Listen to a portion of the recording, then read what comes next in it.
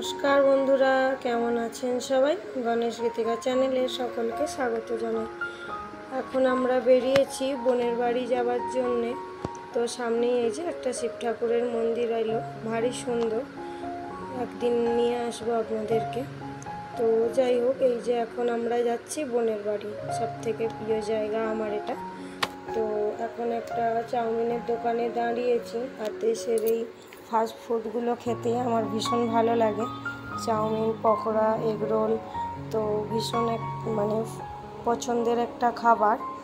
তো ওই জন্যে এখান থেকে বাচ্চাদের জন্যে ওটা প্যাকিং করিয়ে নিচ্ছি, একসাথে সবাই মিলে বসে ওখানে গিয়ে খাবো। তো এই যে এখন ওর বাবাগুলো নিতে গেল, আমি এখানে দাঁড়িয়েছিলাম।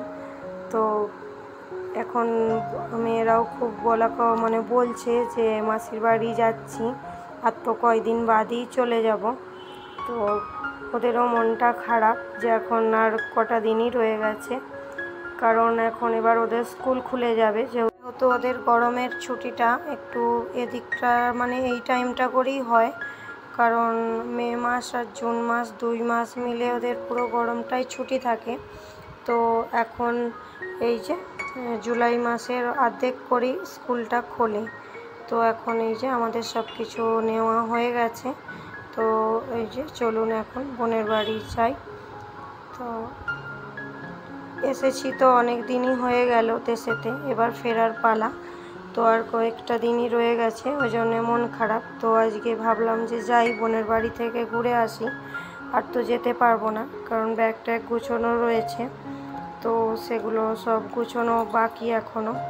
তো সমস্ত কিছু গুছিয়ে গাছিয়ে, ঘর দোর সব কিছু গুছিয়ে সে সমস্ত প্যাকিং করে বেরোতে করতে আর সেরকম মতো সময় হয়ে উঠবে না যে বোনের বাড়িতে যাই, ঘুরে আসি। তো বাচ্চাদেরকেও ভালো লাগবে যে মাসির বাড়িতে একবার ঘুরিয়ে নিয়ে এলাম, তো সেজন্যই যাওয়া। তো এই যে আমাদের সামনেই, মানে এটা হচ্ছে বাড়ির পাশেই, কাছেই একদম বাজারটা। তো সেখান থেকে গিয়েই সব কিছু কেনাকাটি করে এখন বোনের বাড়িতে যাচ্ছি। এসেই গেছি প্রায়, আর বেশি দূরে নয়। তো আমার বোনের আর আমার বাড়ি বেশি দূর না, মানে বাইকে করে আসলে 10-15 মিনিট এরকমই লাগে, হয়তো আধ ঘন্টা মতো লাগে, বলা ভুল হলো। যাই হোক, চলুন, এসে পড়েছি বোনের বাড়ি। তো এই যে চলে এসেছি। তো ওর বাবা এই যে গাড়িটাকে এখানে এক সাইডে রাখছিল। তো চলুন ভিতরে যাই। এই যে বোন বেরিয়ে এসেছে দেখতে। তো আমি গিয়ে আগে সমস্ত কিছু খাবার দাবারগুলো বার করে দিলাম, যে সকলে মিলে একসাথে বসে খাওয়া হবে। এই যে বাচ্চাদেরকে দিয়ে দিলাম, যাতে এখন মানে সন্ধ্যেবেলাটায় ওরা খেয়ে নেয়। তো আমি আসবো বলে বোন আবার বিরিয়ানির জন্যে সব কিছু আয়োজন করেছে। তো এই যে খাওয়া দাওয়া করে এখন চলুন নিচে যাই। এই যে বোন এখানে রান্না বসিয়ে দিয়েছে।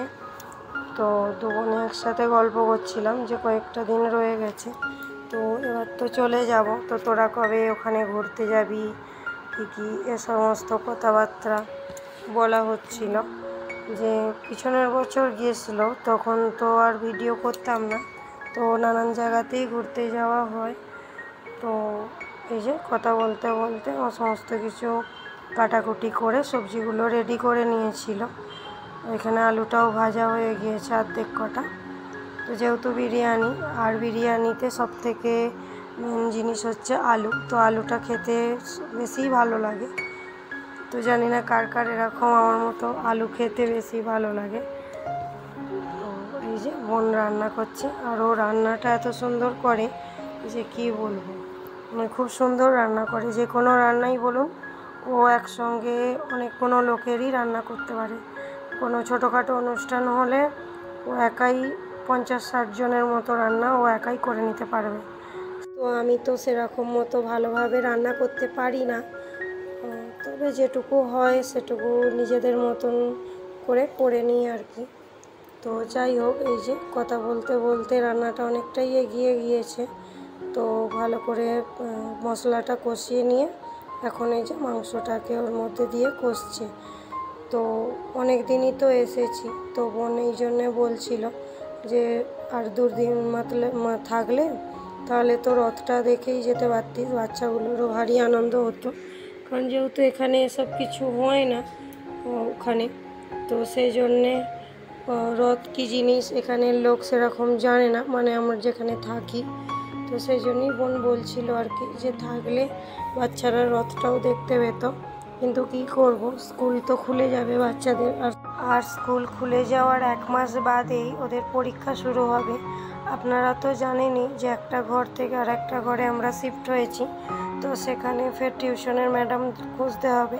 তো সেজন্যই আর একটু তাড়াতাড়ি যাওয়া, যে পরীক্ষার 1 মাস মতো আগে গিয়ে টিউশনের ম্যাডামটা খুঁজে নেব, তাহলে পড়াটা স্টার্ট হয়ে যাবে। কারণ এখানে তো ওদেরকে 3-4 রকমের ভাষা শিখতে হয়, হিন্দি, পাঞ্জাবি, ইংলিশ। তো ইংলিশ হিন্দিটা তবু ঠিক আছে, কিন্তু পাঞ্জাবিটা যেহেতু ওনাদের ভাষা, তো ওনাদের বাচ্চাদের সাথে সাথে এদেরকেও শিখতে হয়।